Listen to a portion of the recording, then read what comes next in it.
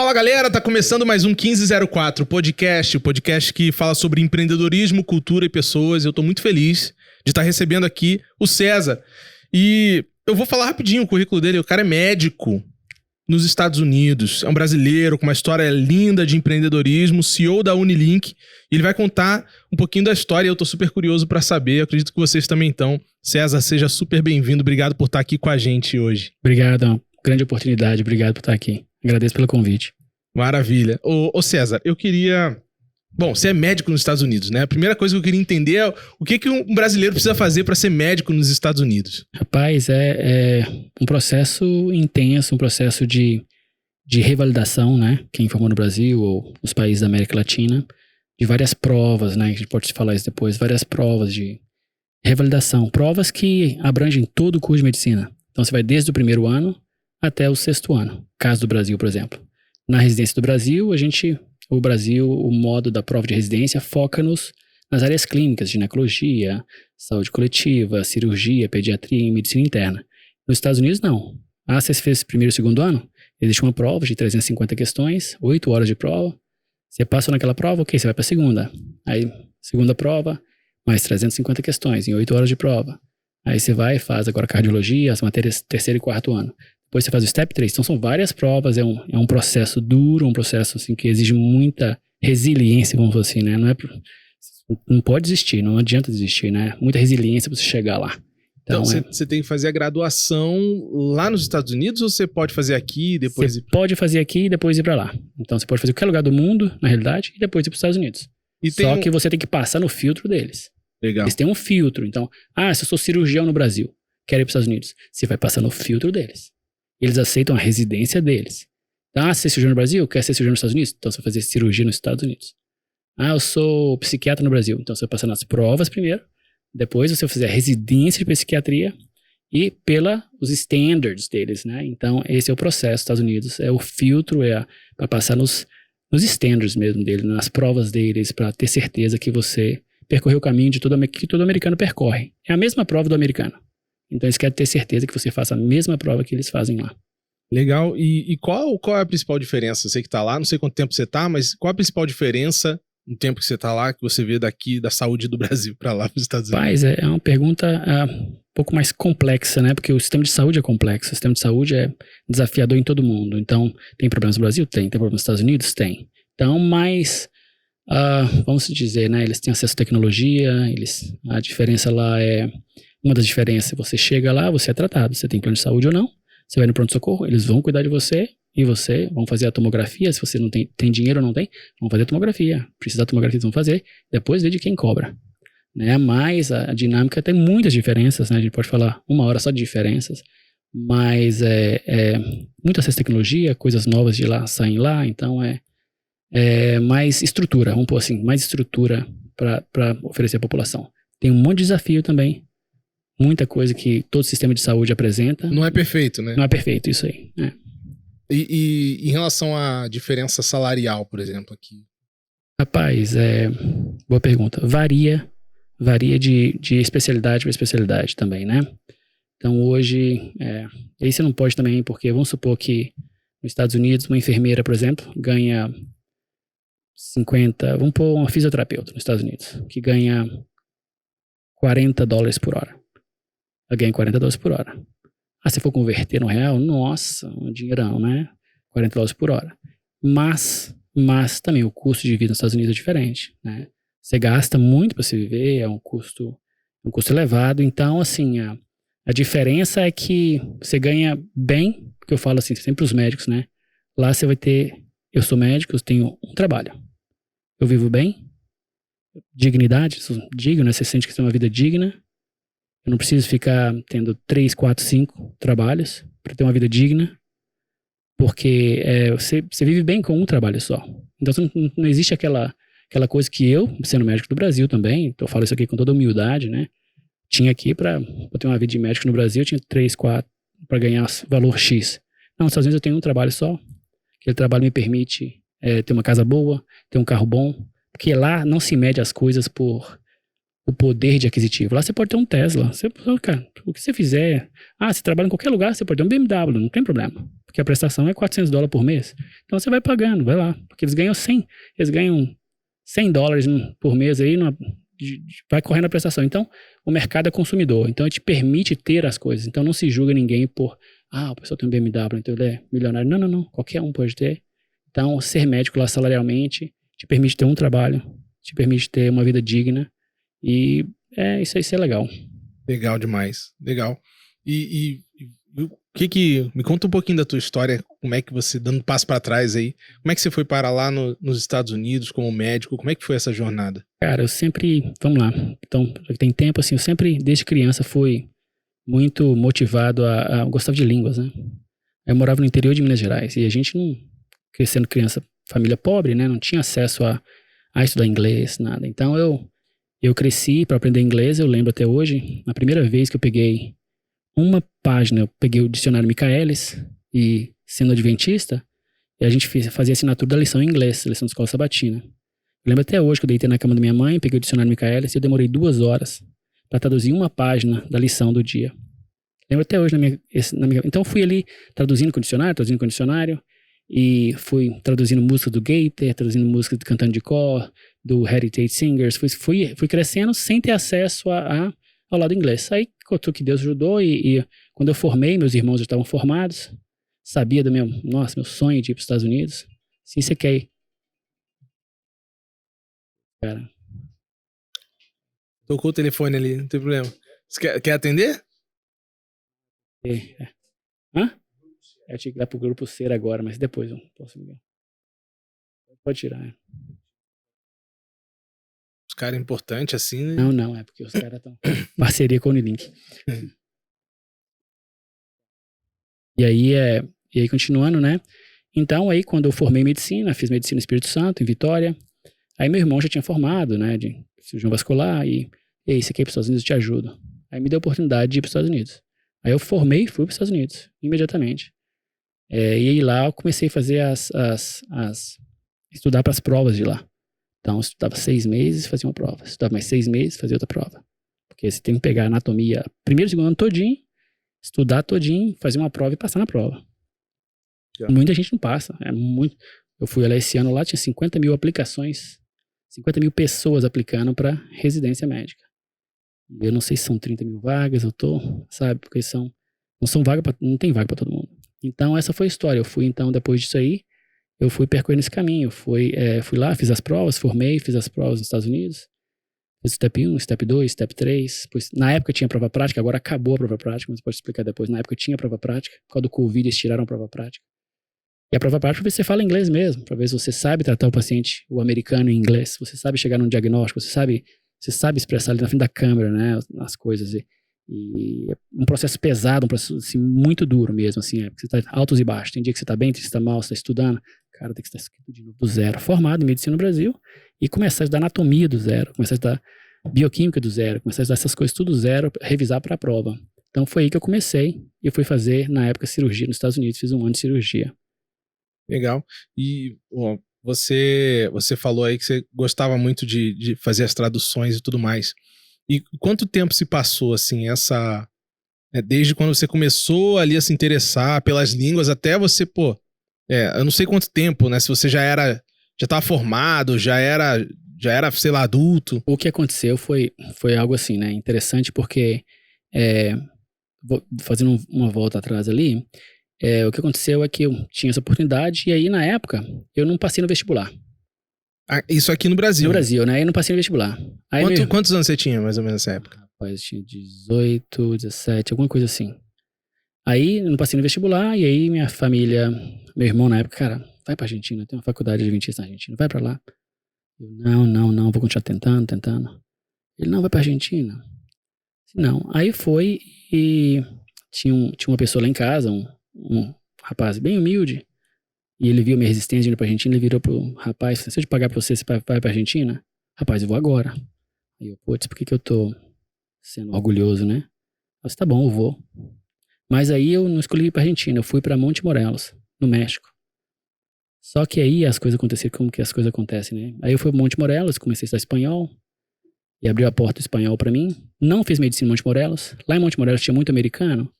Eu acabei indo para Keene, no Texas, na Southwestern Adventist University. Aí acabei indo, e na época o dólar tava 1 para 1. Então acabei indo pro Texas 1 ano estudar inglês. E aí eu estudei inglês no Texas 1 ano. 1 para 1 o dólar, que maravilha. Que maravilha, Quanto né? tempo faz isso? Isso aí foi em 97. Então, aí o dólar 1 para 1, estudei inglês. Aí acabei de estudar inglês, o dólar foi para 4. Assim, opa, volta pro Brasil. Então, na época, até quem estudou lá, tava o Tuil lá, tava o pessoal de São Paulo, o pessoal de São Paulo todo. Estudei inglês com a galera lá. E depois voltei ao Brasil. Aí eu passei no vestibular de medicina. Mas aí eu peguei essa base. Então, eu terminei o ESL, o English as a Second Language.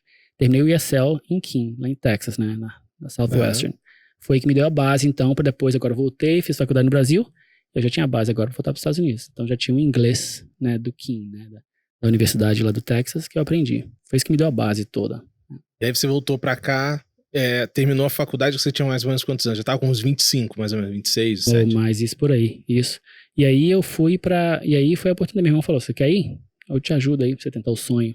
Assim, então tá, vambora. E teu irmão já era médico? Médico aqui. E aí eu formei em dezembro, dia 20 de dezembro. Dia 15 de janeiro eu tava nos Estados Unidos. Eu nem prestei prova no Brasil, nada. E eu fui pra lá, segui o sonho, né? E aí comecei essa luta de estudar e correr atrás do sonho. E coisa boa. Faz quanto tempo que você tá lá? Já? Eu tô lá agora direto desde 2013. 2013 direto, né? Não saí mais. Legal. E não tem nem chance de voltar pra cá? Como é que é a situação? Rapaz, não, agora tô. Aí você fincou o pé lá, Tá né? fazendo um império lá agora. Não, quem sou eu? Quem dera, mas... não, agora eu tô trabalhando no hospital do VA, né? O VA é uma rede de hospitais do governo, para quem, por exemplo, todo militar, marinha, aeronáutica dos Estados Unidos que serviu o exército, ele tem o plano de graça do hospital do governo americano. Então, o governo tem os hospitais do VA, Veterans Affairs, né? Então, eu fui contratado para trabalhar no VA de Loma Linda, então, que é associado a Loma Linda, então, como se fosse funcionário do governo. Então, eu recebo pelo governo, então eu trato as pessoas, eu faço medicina ocupacional, então o paciente machucou, eu sou responsável pela health and wellness, né, da rede hospitalar. Então, o hospital tem, por exemplo, 3.500 funcionários. Pelo bem-estar, né? Isso, então tudo de bem-estar, bem-estar, machucou, quebrou, isso é medicina ocupacional. Então, a gente, no departamento de medicina ocupacional, a gente faz isso para o hospital do VA de Loma Linda. Né? E tem residência, e tem residentes, e tem a parte acadêmica também. Legal demais. Aqui tem um conselho de medicina. Lá nos Estados Unidos, como é que funciona isso? Tem também. Tem um conselho de lá. Tem também o conselho de lá. Então, na Califórnia, por exemplo, então você tem o California Boards of Physicians, por exemplo, né?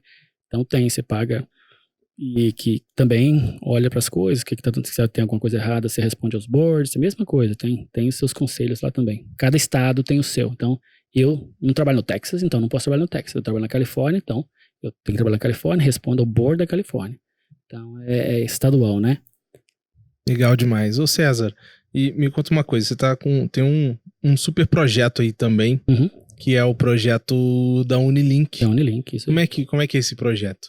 Mas a Unilink é um projeto que ela veio, que a ideia, na realidade, é preparar melhor o aluno de medicina, o aluno de primeiro e segundo ano, até terceiro e quarto vai abranger, mas o foco era no primeiro e segundo ano, para o aluno começar mesmo, como a gente começa, como se faz nos Estados Unidos, né? Nos Estados Unidos, os Estados Unidos, o aluno, são 4 anos de medicina nos Estados Unidos. Claro que o aluno vem do college, né? Então ele vê microbiologia no college. Então ele tem uma base do college antes de vir para os 4 anos de medicina. Já tem uma base. Então eles fazem os cursos de medicina em 4 anos. Então nos Estados Unidos, você vai lá, você tá com, vamos um pouco vai pegar o coração, tá? Você viu a anatomia do coração? Você decorou as artérias ali, decorou, mas você já vê ali sinais e sintomas, já aprende sinais e sintomas. Se estiver tendo um infarto, como é que é o sinal do infarto? O paciente tem dor torácica, tem sudorese, tem isso e aquilo. Então você já vai aprendendo ali, day one, como é que são as coisas na clínica, né? Como é que são as coisas na clínica, vamos chegar lá Porque lá a rotação, quando você vai para o hospital, é no terceiro ano, ou seja, de 4 anos. Você faz 2 anos e 2 anos. Então lá, quando você vai para o hospital, para as suas rotações clínicas, você já está no terceiro ano de medicina. Então quando você chegar lá, você já sabe, você já estudou a dor torácica, você já estudou o infarto, você já estudou a causa clínica. Então, esse é o objetivo da Unilink também. O objetivo da Unilink é chegar no Brasil e falar assim, gente, olha, vamos começar a estudar diferenciar no primeiro e segundo ano? Vamos começar a revisar clinicamente o primeiro e segundo ano? É um projeto grande, é um projeto que visa realmente chegar para as universidades brasileiras e da América Latina, porque tem muito brasileiro estudando na América Latina, um número muito grande que quer voltar ao Brasil, e começar com essa galera, começar assim, gente, olha, vamos fazer isso aqui, ó, mais ou menos como se faz lá, vamos começar no primeiro ano de medicina, e quando chegar no terceiro ano, rapaz, você já sabe isso de cor já é revisão de segunda vez. Você não vai ver mais no primeiro ano, no terceiro ano, já a segunda, terceira vez que vai estar vendo. No sexto ano, a quinta, sexta vez. Então esse objetivo aí vira medular, vira de cor. Chegou um paciente para você, não tem dúvida, já sei o que é. Então esse é o objetivo. Aí o paciente lá na frente, o paciente ganha. O aluno ganha porque ele é melhor médico, o aluno ganha porque ele vai passar na residência com facilidade, o aluno ganha porque ele pode fazer prova fora do país, ele pode competir melhor. Não esperar até chegar o quinto ano, ou chegar o quarto ano para revisar. Vamos começar a revisar agora. O sonho da Unilink nasceu assim. Vou melhorar a vida do paciente lá na frente. Mas depois que eu percebi, olha, então se começar assim, a gente melhora a vida do acadêmico, a gente melhora a vida, ele se torna um melhor médico, ele se torna um melhor profissional, ele se torna um melhor residente, que é a reclamação de, chegou na residência e não sabe muita coisa. Não, se torna um melhor residente, ele sabe muito agora. Mas o beneficiado, o grande são nós, pacientes aqui, com o médico, né? Com o médico que tem muito conhecimento. E como é que você hoje, como é que um aluno faz, um aluno de medicina faz para acessar esse conhecimento? Você fala em questão de conhecimento de primeiro e segundo ano ou de... Não, da Unilink. Tá, a Unilink vai ser lançada agora, final de agosto, início de setembro, esse é o nosso plano, né, de lançar. E aí a gente vai oferecer o curso para todo o Brasil e para os alunos brasileiros que estão na América Latina. Então tem um público muito grande de brasileiros que vão para a Argentina, que vão para Paraguai, Uruguai, Bolívia, que vão estudar medicina. Então a gente vai lançar pelo site da Unilink, pela plataforma. Nosso objetivo, então, é pegar e oferecer o curso diretamente ao aluno. É um curso acessório, ou seja, você vai para a faculdade hoje, você vai estudar anatomia hoje, né? Então, eu estudei anatomia do coração hoje. E à tarde você estudou a bioquímica, por exemplo, aminoácidos. Amanhã você tem aula de histologia. Então, o objetivo da Unilink é chegar, então, a acompanhar esse aluno. Então, vamos revisar no domingo com ele, fazer 4 horas de revisão de aula com ele e revisar o que ele viu na semana, mas agora com foco clínico agora. Não só, vamos citar o que ele aprendeu na sala de aula também, mas revisões mais curtas, não 2, 3, 4, 5 horas de cada aula, porque às vezes você vai estudar uma aula de patologia na faculdade, dá 2, 3 horas. Mas a gente fazer uma coisa mais sintética, direto ao ponto, uma coisa, você não pode esquecer disso, tem que saber isso, clinicamente é assim, não esqueça disso. Então, nosso objetivo de auxiliar, né?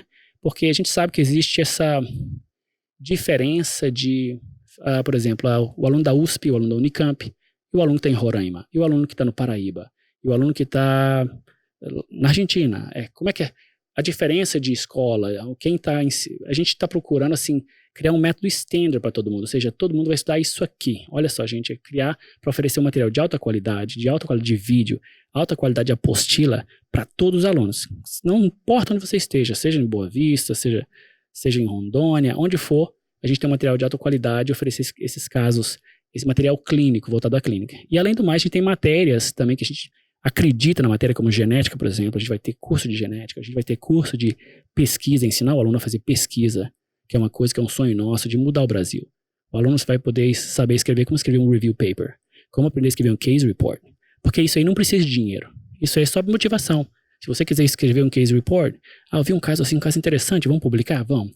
Então, você escrever, vamos escrever. Isso é dedicação só, não precisa de dinheiro, não custa nada para a faculdade, e o aluno melhora o currículo dele. O aluno chega, melhora o currículo, o aluno tem publicações, então a gente quer mudar a estrutura também da dinâmica, melhorar para o aluno isso também, oferecer para ele esses cursos. Então a gente agora está montando esses cursos de pesquisa também para oferecer no currículo da Unilink. Legal. César, você falando, eu fico pensando assim, o que você viu de... qual foi a tua motivação para tomar essa atitude? O que você viu em relação à educação, em relação à medicina? Você tem uma crítica em relação a isso? Eu queria que você comentasse essa questão. Não, boa pergunta. Na realidade, a Unilink nasceu de um fracasso, né? Como você vê, muitos businesses nasceram de pessoas que fracassou, né? A Unilink também nasceu de um fracasso. Então, o que aconteceu na minha vida? Minha família, meus irmãos são vasculares e indo para a faculdade de medicina, vou fazer cirurgia também. E eu fui para os Estados Unidos fazer cirurgia. E aí, como eu já contei a história para alguns, eu formei e nunca tinha acesso a computador na minha vida. Eu formei no paper chart, né? Eu tinha um papel, fazia tudo no papel. E aí quando eu fui para os Estados Unidos, fiz todas essas provas, era só clicar, né? Então não tinha que escrever nada. A prova prática eu escrevi. Graças a Deus eu escrevi, não precisava de computador. Mas eu comecei cirurgia nos Estados Unidos. E eu nunca tinha digitado na minha vida. Nunca tinha acesso ao computador na minha vida. Era a primeira vez, imagina só. Formei no Brasil e nunca tinha tido um computador na minha vida. Medicina. Então você vê o meu nível de, vamos pôr assim, essa sabedoria que eu precisava ter. Eu precisava saber mexer com o computador. Então fui para os Estados Unidos, passei nas provas e agora estou lá nos Estados Unidos fazendo cirurgia, no Hospital Loma Linda. E eu não rendia. O pessoal terminava às 3 da tarde a clínica e eu acabava às 9 da noite, porque eu tava lá, catando milho. Isso eu cansava. E eu tinha no outro dia estar lá 4 da manhã e 5 da manhã e o pessoal chegava às 6. E eu não conseguia ser eficiente. Mas não era só. Era culpa minha, claro que era culpa minha, mas não é culpa minha assim, né? Porque eu não tinha um preparo tecnológico de digitar, não sabia digitar. Depois de pagar um cursinho de R$150, opa, esse cursinho teria salvo minha vida, mas graças a Deus criei o Unilink por causa que eu não sabia digitar. Por não saber digitar, eu não conseguia ser eficiente no sistema. Isso é muito ruim. Eu era safe. Ver paciente, essas coisas, é uma coisa. Tudo bem, não era problema. O problema é agora pegar, você vê 10 pacientes, agora vai lá, escreve a nota deles lá, tudo no computador. E isso me atrasava. Então eu não conseguia, eu ralava mais que os outros e não conseguia seguir no mesmo percurso. Eu não era eficiente como eles. Não no nível clínico de ver paciente, não gerava problema no paciente. Via, tratava, tudo bem. Agora pegar tudo aquilo ali, colocar em um catatal de nota que você, olha, proteger, tem que fazer as coisas tudo, exame físico. Isso eu não conseguia fazer com rapidez. Aí, nesse ano de muito sofrimento, isso aí, mês após mês, eu desisti dos Estados Unidos. Chegou no final, assim, o que eu tô fazendo aqui? Por quê, né? Você começa a se culpar e perguntar pra Deus, por quê? Por quê? Por quê? Aquela mania que você não deve perguntar por quê, mas por quê? E desisti, foi tanto sofrimento, por causa de digitação. Eu voltei pro Brasil. Aí desisti, tô fora, voltei pro Brasil. E aí pela primeira vez na vida, eu comecei a perguntar, where's my purpose? Qual a minha proposta? O que me faz feliz, né? Where's my purpose? Continuei a perguntar todo dia, where's my purpose? O que é minha proposta de vida? O que me faz sentido pra mim? E a única coisa que eu via era eu dando aula. Eu perguntava, where's my purpose? E eu me via dando aula.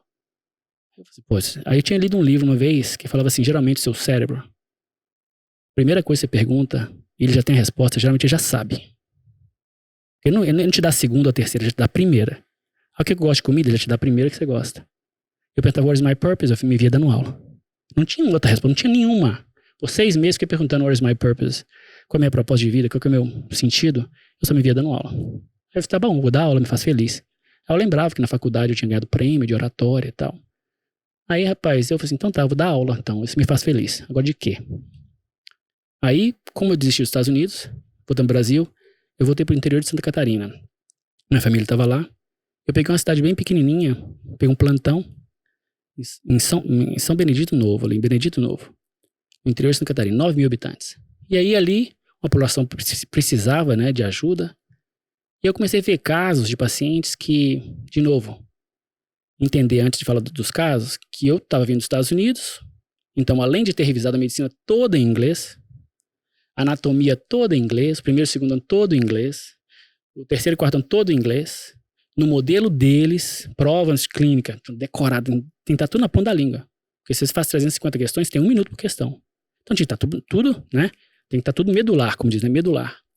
E eu voltei, eu tinha mais conhecimento, estava fresh, né?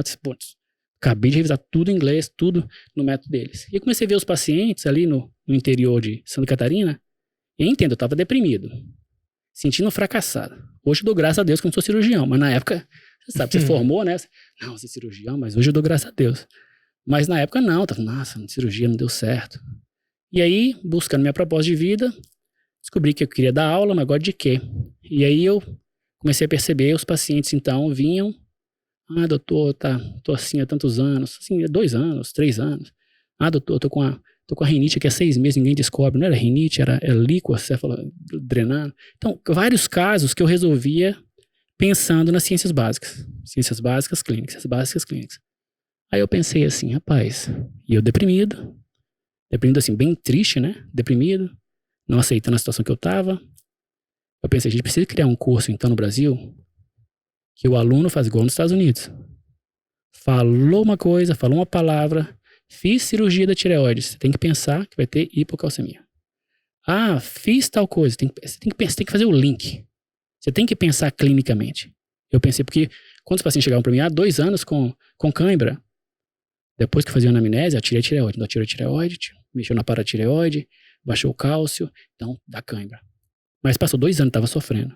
Então, eu pensei, a gente tem que montar um sistema que a gente possa melhorar a vida do paciente lá na frente. É praticamente um algoritmo isso aí que você tá falando. Né? Aí pensei, vamos melhorar a vida do paciente, o paciente não sofrer. Como é que a gente faz isso? Aí foi a ideia de fazer um link. Universidade, universidade, fazer um link das ciências básicas, primeiro e segundo ano, com o terceiro e quarto ano, como nos Estados Unidos, e aí nasceu a Unilink, lá atrás. Aí agora, como é que eu vou criar a Unilink sozinho? Aí nasceu a ideia de criar a Unilink, nessa época aí, no posto de saúde, lá no interior de Santa Catarina, numa fase que eu tava buscando o sentido de o que eu vou fazer da vida. Caramba, que legal essa história. E assim, ó, você acredita que a universidade ela acaba não preparando o aluno, o médico, para a realidade? Não, eu acho que a universidade dá todo o suporte pro aluno. Eu acho que a universidade dá isso pro aluno, né? O que você acha que falta? Agora, é assim, né? Por exemplo, vou colocar... Eu acho que... primeiro, assim, vou me colocar como exemplo, eu como exemplo. Quando eu fui pra faculdade, eu não sabia... Eu formei sem escrever nenhum artigo científico. Talvez a fase que eu estava, eu não me interessava, ninguém me motivava. A fase que eu estava, talvez. Mas tem gente que foi lá e escreveu. Tem amigos meus que formaram com artigo científico no currículo. Eu não. Então, acho que depende muito do aluno também. Eu acho que tem muito de o aluno. A faculdade oferece a estrutura. Eu acho que depende muito do aluno. Eu acho que a gente não...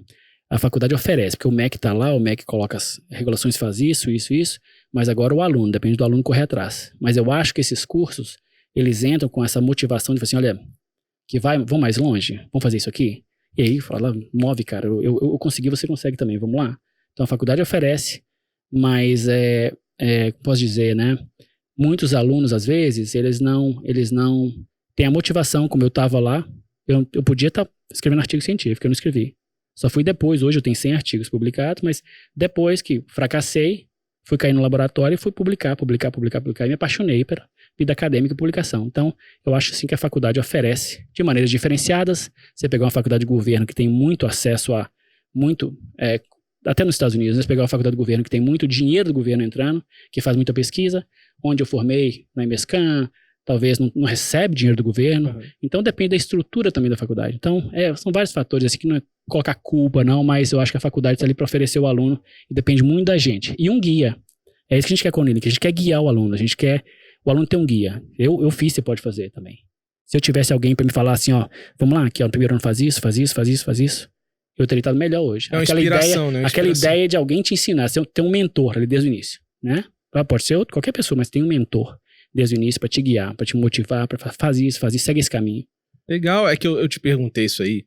É o seguinte, a gente tem muita crítica no Brasil, né, sobre a crítica sobre a educação, mas especificamente também sobre a saúde, sobre o SUS, que às vezes não entrega, a qualidade dos médicos, que é muito questionada aqui no Brasil, né, teve a questão do governo que trouxe um monte de médico de Cuba também, né, e assim, ó, na tua visão, que você tá lá fora, você tá vendo a saúde dos Estados Unidos, né, que você acha, que deu de errado? Rapaz, os Estados Unidos tem mais estrutura, né, então eles têm mais estrutura, então essa é a primeira coisa, tem mais estrutura que a gente, então você chega lá, é diferente, assim, né, a estrutura de ambulância, a estrutura de... Eu trabalhava em Benedito Novo, e tinha paciente infartando com entorno torácico, eu tinha que transferir 20 minutos com o paciente infartando dentro da ambulância.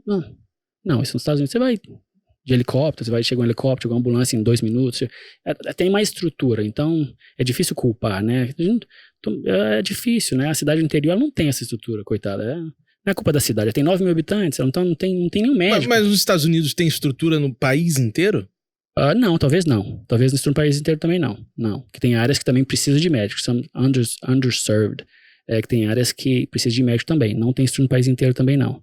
Mas, como posso dizer, tem mais estrutura que aqui, né? O método é standard nos Estados Unidos. O método é standard. Existe uma prova, olha só para você entender, existe uma prova que todo mundo tem que fazer. Então, todo mundo tem que ter esse conhecimento aqui. Então, quando você for no pronto-socorro, ou em Las Vegas, ou em Nova York, ou no fim do mundo, que tiver um médico lá, você sabe que ele passou naquela prova, senão ele não pode agir. Ele tem um mínimo de conhecimento. Ele tem aquele conhecimento que é baseline pra todo mundo. Sim. Ele passou na prova de 300 de todo mundo, cara. Ele fez aquela mesma prova e você tem pra mim a segurança. Cara, tô sendo tratado por um método externo. Não tem... Ah, não. Eu César, vamos supor, eu com qualquer medo. Eu tava em Benedito e não tinha residência de emergência. Eu, César Reis. Então, não é culpa do Brasil, não é culpa do sistema, não tô aqui pra culpar ninguém, mas pra dizer assim, né? Ou seja, você se preparar melhor... você chegar lá melhor, você formar melhor. Então, mas graças a Deus que tem emprego para todo mundo de médico. Mas a ideia é como se preparar melhor, como chegar lá melhor. Como que eu, César, posso chegar lá melhor? Como que eu pude chegar e trabalhar no pronto-socorro? Como é que eu posso chegar e oferecer esse tratamento com autoconhecimento? Tem autoconhecimento. E aí beneficiar o paciente, né? Mas que existe desafio, existe. Então, o desafio é difícil, né? Porque se os políticos não conseguem resolver, quem quizás nós, né? Então, não, eu tô fazendo essa provocação pra ti. Não, você tá meio que ali, ó, saindo pela tangente ali não, que eu tô sentindo. Claro. mas é uma dúvida que eu tenho também, assim. Mas não é fácil, a resposta não é fácil. Se o governo é difícil pro governo, imagina pra nós. Pois é. Imagina. Mas a tua ideia é de que, independente de quem é o culpado, o médico, ele tem que assumir a responsabilidade de entregar aquilo ali. A ideia é que a gente tem que ser melhor. A ideia é que vamos ser melhor, vamos ser melhores médicos, vamos ter mais conhecimento que o paciente não sofre, né? Essa é a ideia. A gente tem mais conhecimento e o paciente não sofre.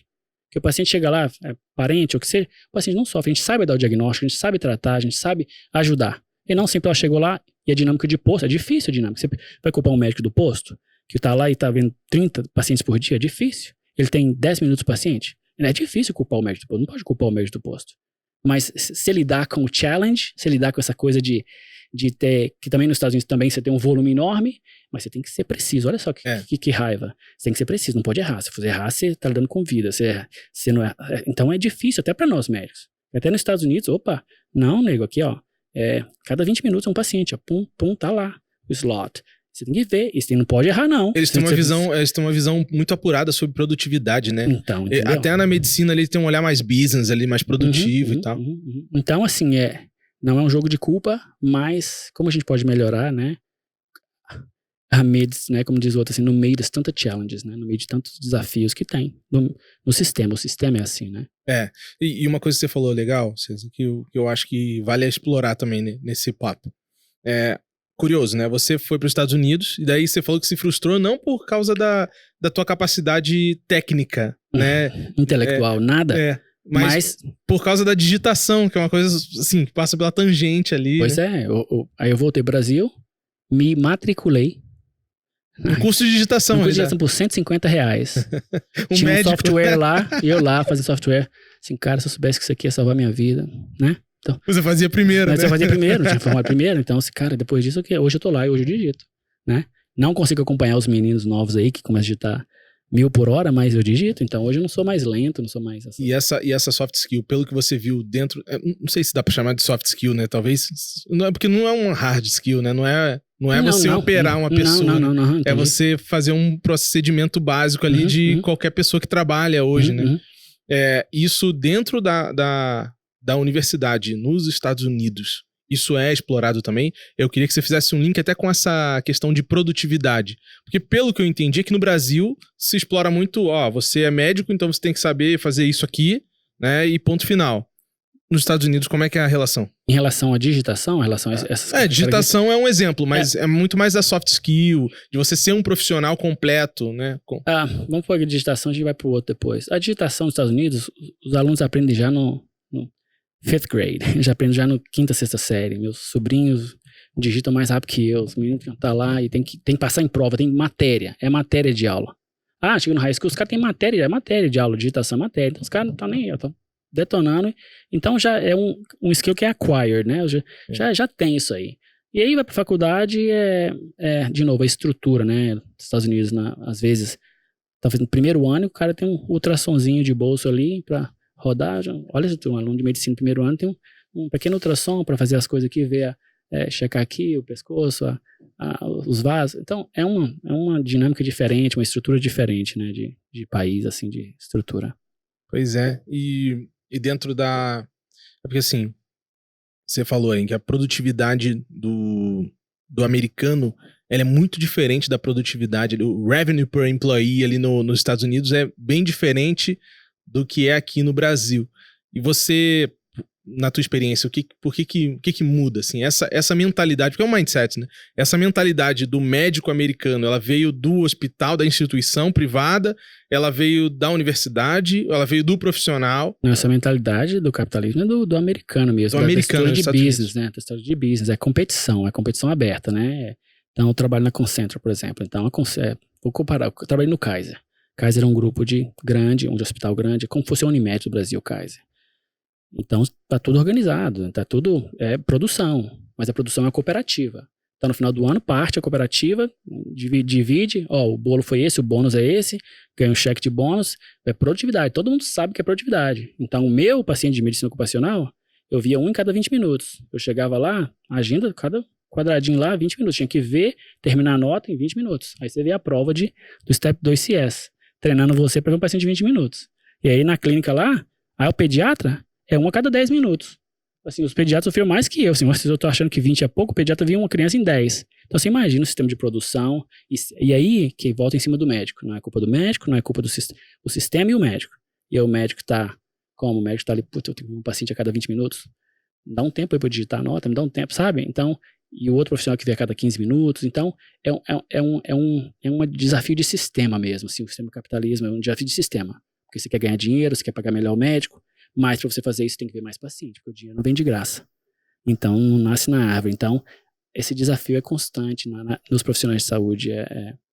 Não tem resposta. Como ajudar isso? Não tem resposta para isso, não. Não, e é terrível. E vai continuar, porque um business quer ganhar dinheiro, outro business quer ganhar dinheiro, só ganha dinheiro vendo paciente. Então tem que ir para os Estados Unidos. Tem que ir para os Estados Unidos mesmo, porque só, o Brasil, eu tô pensando aqui, cara, se a gente botar esse sistema aqui no Brasil, muito provavelmente vai ter a mídia falando que é um absurdo, isso que o médico tem que ter 20 minutos, se o cara precisar de 40 minutos não pode fazer. Pois é. Não funciona aqui no país de Bolsonaro. Cara, é complicado, eu não sei a resposta para isso não, mas pelo que eu vejo, a convivência é assim, né? A gente como ser humano, a gente tem essa coisa de, claro, querer viver bem, querer um trabalho sem pressão. E todo profissional de saúde que eu vejo lá também, quando você coloca uma agenda cheia pra todo mundo reclama. Então, ou seja, ser humano a gente reclama, né? Ele sente. Eu quero trabalhar, mas sem pressão. Folgado. Folgado, mas não, o sistema exige. Pra pagar seu salário, você tem que ver tantos pacientes por dia.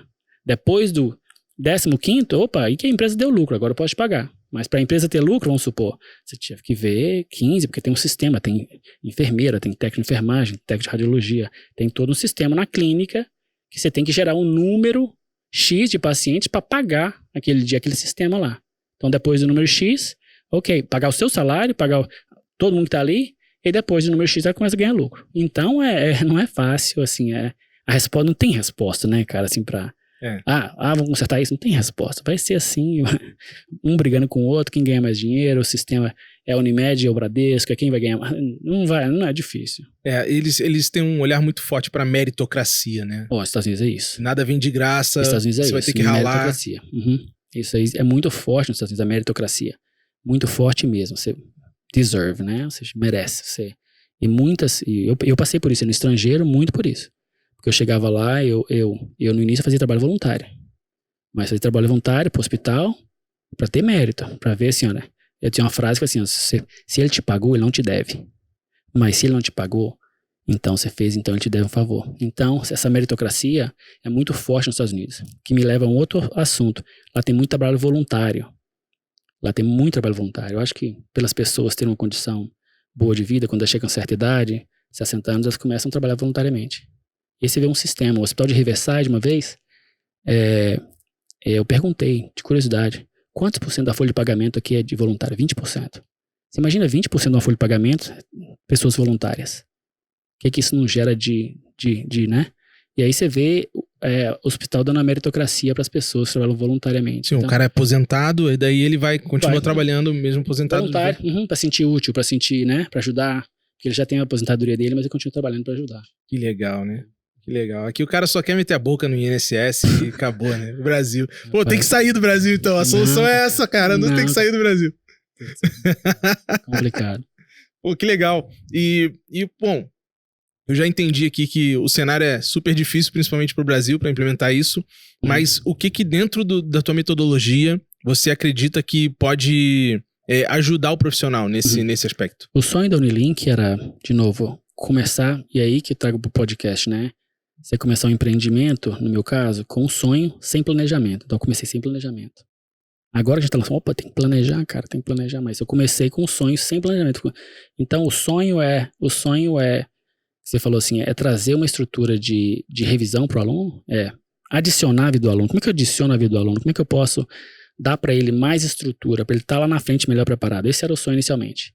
E aí surgiu um outro sonho que é, ok, vamos dar de graça, né, para todos os alunos ali, vamos colocar no curso ali, um curso de fazer pesquisa. Para o aluno a gente poder fazer o link lá fora, né? A Unilink vai ter, a gente está planejando ter professores americanos ensinando inglês. Para quem fala inglês, para quem sabe um pouco e quer praticar mais, para quem já teve acesso a inglês, então a gente vai dar aulas de 10 minutos em inglês e oferecer também para os alunos de medicina do Brasil. Assim, já parte do curso já. Então já está estruturado isso nos Estados Unidos e a gente vai encaixar isso no curso do Brasil também. Então o aluno do Brasil e da América Latina vão ter acesso a esse material também, pelo menos de vídeo de alta qualidade em inglês como revisão para ele praticar, para quem quiser depois, eu quero ir fora do país, eu quero ir para a Austrália, eu quero ir para Nova Zelândia, eu quero ir para os Estados Unidos, poder ter essa chance de fazer isso aí. Não é fácil, mas é possível. Estava comentando ontem com a doutora, minha amiga, assim, a frase que a gente tem aprendido nessa dificuldade é: não é fácil, mas é possível. Se é possível, vamos correr atrás do sonho, que é possível. Isso que é importante, né? É você, quem fracassa é quem desiste, né? É isso aí, justamente. É isso aí, legal. E agora você consegue responder a pergunta? What's your purpose? My purpose não, agora my purpose é ensinar, justamente isso. Agora eu fico feliz, é muito, muito bom ter essa oportunidade, né, de realizar, eu fico feliz. E aí no meio do caminho você encontra pessoas também, o Kleber aqui, e as pessoas que te ajudam no sonho, você encontra pessoas que ajudam a alavancar seu sonho, né? Que te empurram pra frente. Que te empurram, te ajudam, não, vamos lá, é muitas. Os professores da Unilink, eu tenho que dar, tem vários professores da Unilink que eu tenho, cara, obrigado. A gente tinha a ideia de formar grupo, né? Como a gente faz para formar um grupo depois e manter essas pessoas que ajudaram a gente aqui na Unilink e para crescer junto, né? Então, a gente acredita muito nos professores que ajudaram também a gente, confiaram no projeto e estão ajudando a gente até hoje pra gente lançar e ter essa purpose aí, né, cara? Essa motivação. Vai criar uma comunidade aí, né? Provavelmente. Deus quiser. Legal demais. Ô César, eu tava lembrando de uma coisa que aconteceu. Eu já ouvi várias histórias das pessoas lá dos Estados Unidos que, em relação ao plano de saúde, por exemplo, uma coisa que veio aqui na minha cabeça. O cara, por exemplo, sofre um acidente, entra em coma, vai ser internado, fica 1 mês no hospital, não paga nada e depois vem a conta quando ele sai, ele acorda assim, descobrindo que ele tá devendo $200 mil pro hospital. Isso é realmente comum? É uma história verídica esse negócio? Rapaz, isso depende do plano de saúde, né? Eu não sou um especialista em plano de saúde, mas eu já vi alguns casos assim, que depende do plano de saúde. Seu plano de saúde cobre você 10 dias de UTI. Vamos supor, acho que deve ter no Brasil também, cobra você 1 mês de UTI. E teve um acidente tão grave que você ficou 2, 3 meses na UTI. Aí acontece, já vi paciente assim. Seu plano cobre 10 dias de home care. A gente cuida de você 10 dias em casa. Mas você precisa de 20 dias. Aí a conta é diferente. Então, acho que depende do plano que a pessoa tem, né? Tava explicando pra minha amiga ontem mesmo que às vezes, por exemplo, Loma Linda Hospital. Loma Linda Hospital, eu trabalho pro VA. Então, eu tenho um outro plano de saúde, a Aetna. Que o VA é um hospital pros veteranos. Então, ele paga o meu plano de saúde. Mas quem trabalha em Loma Linda University, ele tem um plano de saúde de Loma Linda University. Enquanto você tá ali, você tem tudo. É o plano do hospital. O hospital tem todas as especialidades 24 horas. Loma Linda fica na Califórnia. Na Califórnia, isso, na Califórnia. Então no plano de Loma Linda, as pessoas têm tudo. Então, essa dinâmica eu acredito que grandes grupos fazem. Eu tava no Kaiser. Então, eu tinha tudo. Medicação pra mim era $5. Qualquer medicação. O meu copayment era $5. A medicação pode custar $200. Mas eu pagava 5. Então, o plano de saúde depende, né? E aí que os grupos grandes, eles te pegam aqui, ó. Fica aqui com a gente. Você trabalha muito, mas você tem plano de saúde pro resto da vida. O Kaiser oferece plano de saúde pros seus filhos até 26 anos de idade. Então, que pai que não quer ficar lá e sabe que o filho vai ter plano de saúde até 26 anos de idade? Então, você aposenta no Kaiser, você tem um plano de saúde pro resto da vida. Então, você não quer, entendeu? Então, a Uhum. dinâmica dos planos de saúde, onde você tá, o que oferece. Então, os grandes grupos pegam, oferecem mais para te segurar ali. Você trabalha, mas você fica ali tranquilo. Você tem plano de saúde. A maioria é corporativo ou tem as pessoas que pagam, tipo, pessoa física? Como é que é essa Hoje tem o relação? Obamacare, né? Hoje tem o Obamacare. Então, o Obamacare hoje, ele, se eu não me engano, não sei se o número está certo, são 30 milhões de americanos, não sei se está certo esse número, mas adicionou milhões e milhões e milhões de americanos terem acesso à saúde. Por exemplo, onde eu moro é São Bernardino, é a County, né? São Bernardino County e Riverside County. Então, o governo, o Obamacare, pegou e mandou 4 bilhões de dólares, por exemplo. Deu 4 bilhões de dólares. Não sei se é 4 bilhões por ano, o que seja. 4 bilhões de dólares para cuidar da população. Só São Bernardino tem 3 milhões de habitantes, se eu não me engano. Então, para cuidar dessa população. Então, criaram um plano chamado IEHP, que é Inland Empire Health Plan. E esse plano de saúde, com esses bilhões de dólares, cuida da saúde dos municípios, mas via Obamacare. Então, todo paciente que liga para mim, não tem plano de saúde, então você vai lá, liga pro IEHP e você vai falar com o médico, que é o Obamacare, e você vai ter acesso à saúde. Então, o governo também ajuda a quem não tem plano de saúde. E existe um critério pro cara usar esse Eu acho que tem critérios. Acho que tem critérios assim, você não tem plano de saúde, você não tem emprego, você não tem... Mas, de certa forma, você não tem insurance, você vai ter acesso ao Obamacare. Esse é o objetivo, né? Você não tem insurance, você vai ter acesso ao Obamacare. Legal. E aí ele libera bastante, né? Não, você tem acesso a médico, a primary care, a especialidades, a laboratórios, a exames, tem acesso a tudo. Que legal. É diferente, né? É diferente, é realmente diferente. Aqui você tem um SUS. Não, é complicado. Não é fácil gerenciar isso tudo, né? É. Uma coisa que eu aprendi com esse negócio do Covid era assim, né? E aí você leva para todas as outras áreas, né? Se o SUS, vamos supor que aqui de Curitiba tá difícil em uma localidade, põe isso em nível de país, sistematicamente, então mais complicado ainda. E aí cai tudo no presidente, seja no Biden, seja no Bolsonaro. Se o Covid tá ruim ali no hospital que eu tô, imagina nacionalmente. Então, as coisas na saúde, o que é ruim, sistematicamente, no sistema todo, cai no colo de quem tá lá em cima, e não é fácil, cara. E eu acho que a diferença principal aí é que ele, por exemplo, é uma instituição que financia, uma instituição do governo, pelo que eu entendi, que financia através do Obamacare a instituição privada que está atendendo. Eles fazem conexões, né? Então, ou seja, o governo deu bilhões para a saúde de 2 grandes counties da Califórnia. Então, tem um regulador que agora ele pega assim, ok, vou fazer um contrato com esse laboratório, com esse.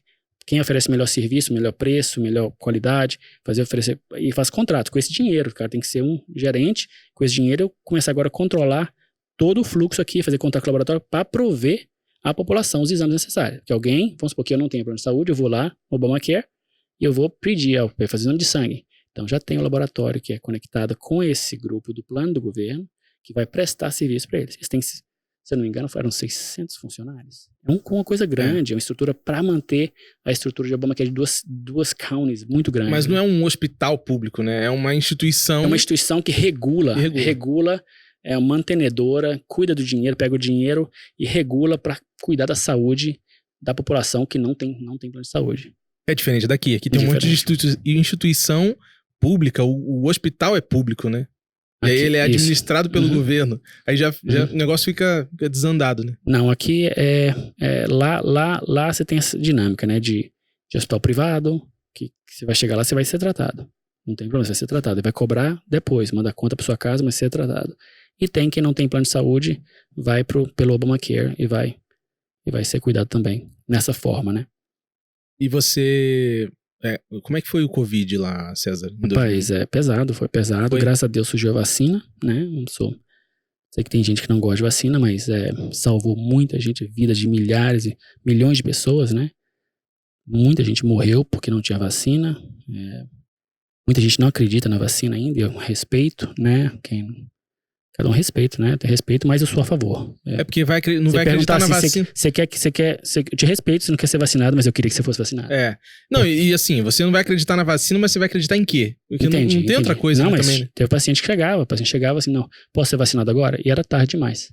A vacina demorava 14 dias pra fazer efeito, e aí, não, agora eu quero, falta de ar e tal, e ia pro tubo e pronto. Já era. Mas aí, sabe, então eu acredito na vacina e respeito quem não quer, tá? Mas eu acredito que eu prego a vacina, mas...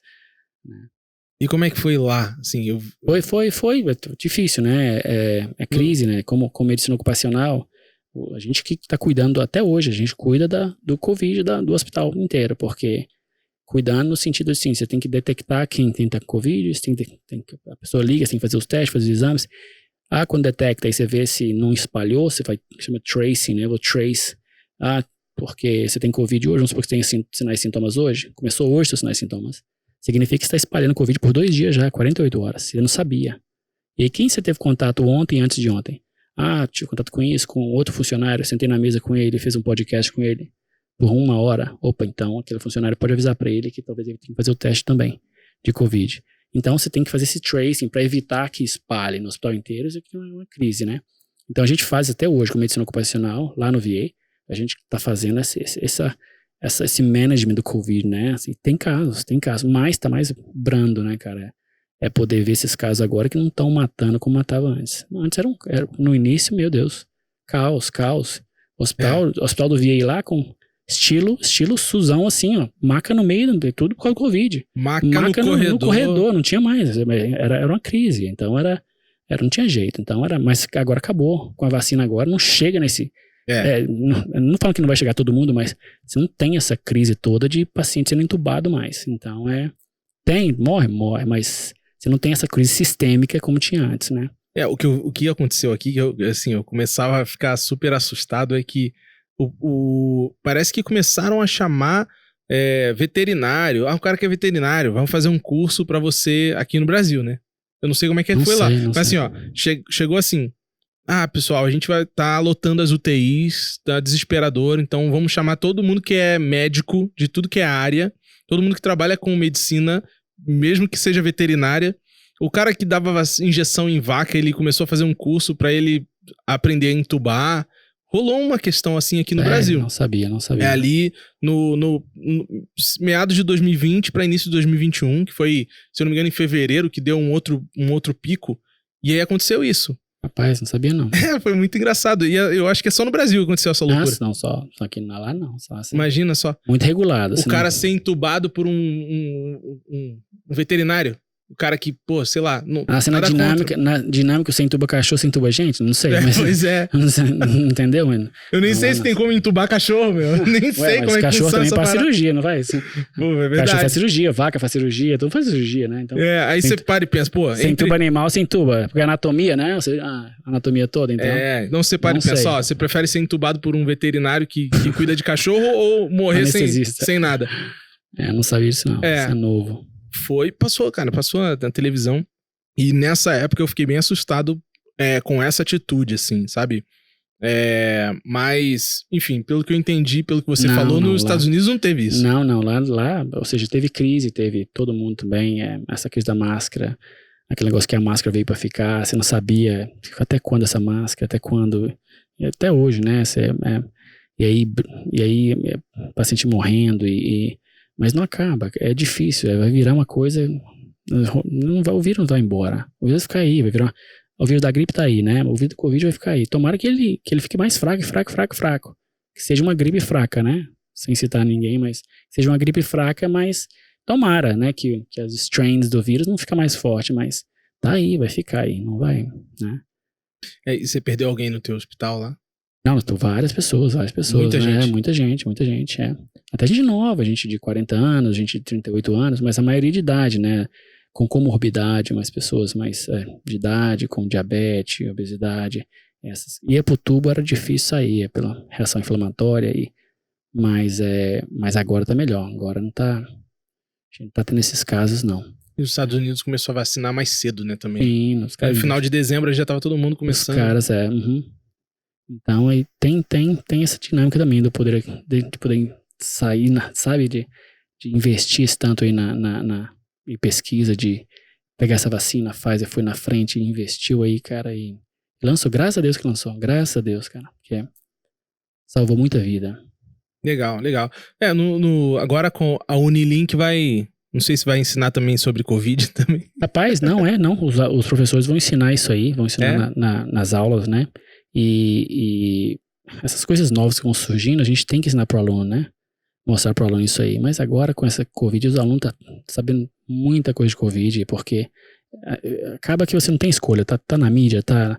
Então aí todo mundo aborda isso aí. Então o aluno sabe mais isso aí hoje em dia, até por informação mesmo. Então as faculdades estão atentas a essas coisas que estão surgindo nova. Até conversando com a minha amiga ontem, ela falou assim, César, eu peguei o livro para estudar aqui, a única coisa que mudou do livro antigo pro novo foi Covid. Adicionou o negócio do Covid. Então, o pessoal tá em cima, né? Tinha muito enfermeiro, o que eu sei é o que eu ouvi na televisão e na internet, né? Tinha muito enfermeiro que acabou perdendo paciente por não saber entubar também, né? Ainda teve isso. Aqui ou nos Estados Unidos? Aqui eu falo de Brasil, né? Eu não sei se a função do enfermeiro aqui é entubar, né? Não sei se isso tá no que ele deve fazer. No job description. No job description, na autoridade, se ele é autorizado, que o anestesista entuba, o médico da emergência entuba, né? Agora, não sei se o enfermeiro tem que saber entubar, não. Não sei se é culpa dele, não. O Brasil não é uma bagunça, então. Não tá no ensinamento dele entubar. Não tá, não. O anestesista, sim. O médico de emergência, sim. Agora, o enfermeiro, não. Pois é. Bom, você tá indo da medicina para os negócios, né? Você vai virar um businessman. Vai deixar de ser um médico para ser um businessman. Como é que você vai fazer essa mudança? Rapaz, essa mudança ela é uma mudança de muito aprendizado, né? Você ser médico, ser apaixonado por academicismo e agora você você tem que ser um empreendedor. Então, isso é uma lição muito grande. Eu comparo o pessoal da equipe que me conhece há 2 anos atrás, o César de 2 anos atrás é um César diferente hoje. Mas é porque eu sofri pra caramba. O empreendedor, ele quebra a cara, ele vai com paixão e é que o negócio desanda mesmo, você não raciocina, você vai com essa paixão e aí no mundo dos negócios. Não, meu amigo, você tem que pensar, você tem que fazer decisão e você vai e faz e tem sido um processo de muito aprendizado. Sou grato a Deus e aí que a paixão entra. Se é apaixonado, você vai fazer acontecer. Se não é a paixão, você desistiu, porque não eu tenho todo dia, né? Essa coisa de Instagram é tudo verdade. Negócio que o Instagram fala, essas frases, é tudo verdade, porque sem empreender não é fácil. Você vai levar não todo dia, você levanta e cai, levanta e cai, levanta. Quantos não? Kleber tá aí. Rapaz, o que a gente passa dia a dia pra montar um sonho? Meu Deus do céu, não é fácil não, isso é difícil demais. Mas você persiste. Você bate em 10 portas, elas fecham, você bate, olha, você tá no último, eu tô pra lançar ali, faltou isso, mas você continua insistindo. Então, é todo dia você ter a paixão não te deixa desistir. Ser apaixonado pelo que você faz, não desistir. Estou fazendo só pra ganhar um dinheiro. Não, então você vai desistir, porque olha, é tanta porrada, como dizer, tanta pancada que você leva, que você vai desistir. Se não for apaixonado, se não for uma coisa que você quer do seu coração, sua purpose, se não for sua purpose mesmo, você quer, por que eu quero isso? Não, it's not a part-time job. Não, isso é full-time job. Esse é um negócio que é um negócio que te exige muito. Abrir alguma coisa exige muito. E com a responsabilidade, pelo amor de Deus, tem uma responsabilidade de montar um material, de montar algo educacional, de mudar a vida de alguém. Isso é uma responsabilidade, uma coisa de qualidade. Rapaz, é muito desafiador. E aí que você aprende, eu faço você ser purificado, né? E aí eu trago isso aí pro business e pras frases, né? Você vai nas frases do Instagram, realmente assim, ó, quando você se lança pra uma coisa, ela é tão difícil, e você se lança, vai quebrando a cara, lá no final você é purificado. Purificado no sentido assim, se você foi purificado durante o processo. Eu falo por experiência que o César hoje é um César diferente. E aí por isso que eu vejo de novo as frases que as pessoas de sucesso falam, que a sua característica aqui não consegue guiar uma empresa. Quem consegue guiar uma empresa é uma característica que está aqui. Então, se você não chegar até aqui, o César de 2 anos atrás, que começou lá do zero, de 3 anos atrás, que teve um sonho lá em Benedito Novo, aquele César não podia guiar o Unilink, não, porque não tinha estrutura emocional, não tinha não sabia, eu estava capinando a primeira vez. Não, o César de hoje, depois de anos e anos e anos de luta, aprendizado, não, que foi se melhorando. Hoje eu consigo. Então, realmente, empreender, você chega, você aprende, você é testado dia a dia, realmente você quando você chegar a abrir seu negócio, você está preparado para o seu negócio, porque você já apanhou tanto, mas que você aprendeu, como disse, né, você foi purificado ali, você se transformou, essa realidade, você se transformou, porque eu não era o que eu sou hoje, mas eu aprendi tanto, que aí agora eu estou mais preparado para guiar essa fase da Unilink, né. Legal demais, legal demais. Vou aproveitar que você tá nesse sentido inspiracional. Eu queria que você dissesse o seguinte: se você tivesse voltado no tempo aí 10 anos, 20 anos, com os sonhos, com a mente que você tem hoje, o que você faria de diferente do que você fez em relação à carreira de medicina nos Estados Unidos? Se eu pudesse voltar no primeiro ano de medicina, primeiro eu teria um mentor. Eu queria ter um mentor mais próximo. Eu errei em não ter um mentor no primeiro ano de medicina. É o que o Neuralink está tentando ser. A gente quer mostrar ao pessoal o caminho. Ter essa responsabilidade, isso não é fácil, não.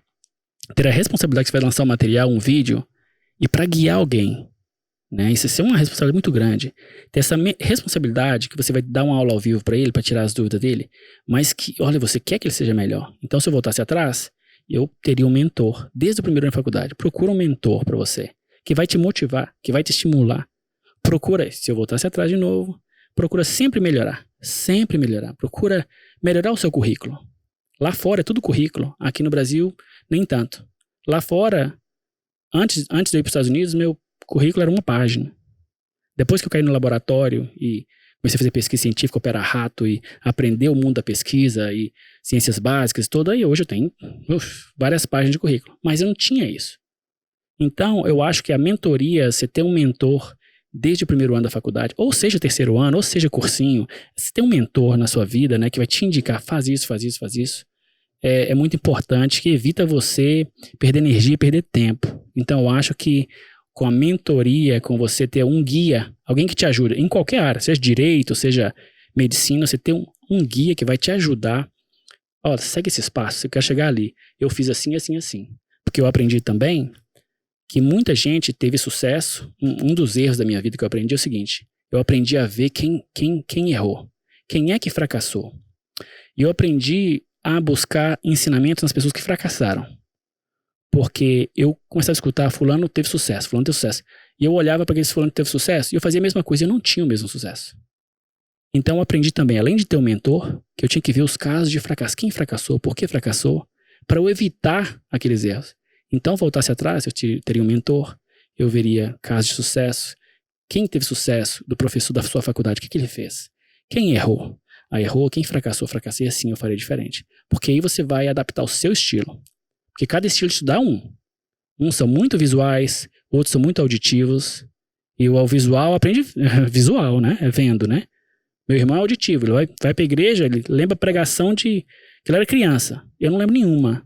Então tem gente que é auditivo, chega a sentar, escuta e aprende. Outros são visuais. Então você explorar, você aprender isso, você ter mentor que te ensina essas coisas, você aprender com o erro de alguém que já errou, não faça isso. Hoje os meus amigos que vão para os Estados Unidos e querem fazer prova, eu falo assim, ó, tem esse caso de sucesso aqui e esse de fracasso. Eu fracassei assim, eu faria de novo assim. Eu não sou muito bom de ficar, eu adoro ler. Então por eu adorar ler, eu não sou aquele cara que... A prova não quer saber se eu tô lendo. A prova quer saber que eu tenho decorado. Mas eu gosto de ler. Mas a prova não quer isso. A prova quer que você faça 500, 1.000, 2.000 questões, que você decore aquelas 2.000 questões, que você saiba de cor aquelas 2.000 questões. Então, ou seja, você tem que aprender por buscar de fracasso. Então hoje quem fala comigo, eu falo, olha, eu fracassei assim, assim. Eu faria diferente assim, assim. E você adapta do jeito que é você. Porque talvez você fale assim, olha, que eu já tive amigos que falaram pra mim, César, eu fiz isso, tirei 99. E eu não tirei 99. Segui no mesmo modelo deles, você entendeu? Então é aprender, ter um mentor desde o início, ver a história de fracasso, ver histórias de sucesso. Quem teve sucesso, o que fez? Quem teve fracasso, o que ele fez diferente? Que aí você adapta no seu modo, cada um é diferente. Legal demais. E entender que cada um é cada um, né? E justamente. E a última questão. Estou fazendo a faculdade de medicina no Brasil e quero iniciar minha carreira nos Estados Unidos. Qual é o caminho que eu tenho que seguir? Bom, vamos lá. Então eu aconselho quem quer fazer medicina, quem quer ser médico nos Estados Unidos, né? A você começar mais cedo. Porque o caminho é penoso, né? Que você não espere até o 6º ano. Se você fala inglês, se você já aprendeu inglês, já fez high school fora do país, você tem essa condição de poder sonhar em ir para a Austrália, por exemplo. Os Estados Unidos, Austrália, Nova Zelândia, é o mesmo estilo de muita questão.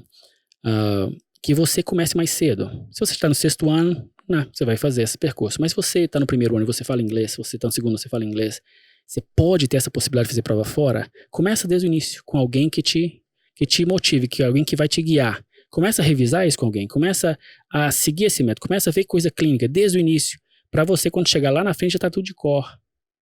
Não espera chegar no 6º ano, se você quer fazer prova fora do país. Aí vem a outra coisa. Até para os alunos do Brasil, se você quiser sair na frente, você começa no 1º ano também. Porque quando você chegar no 6º ano, você vai passar na prova de residência do Brasil também, com mais facilidade.